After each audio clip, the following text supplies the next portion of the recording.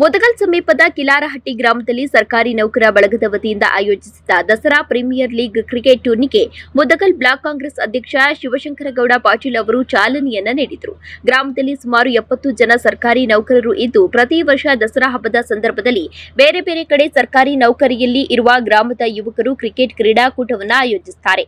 ಕಿಲಾರಹಟ್ಟಿ ಗ್ರಾಮವು ಸಣ್ಣ ಗ್ರಾಮವಾಗಿದ್ದು, ಇಲ್ಲಿನ ಯುವಕರು ಉತ್ತಮವಾಗಿ ಅಭ್ಯಾಸವನ್ನ ಮಾಡಿ ಸರ್ಕಾರಿ ನೌಕರಿಯನ್ನ ಪಡೆದು ಊರಿನ ಕೀರ್ತಿಯನ್ನ ಎತ್ತಿ ಹಿಡಿದಿದ್ದಾರೆ.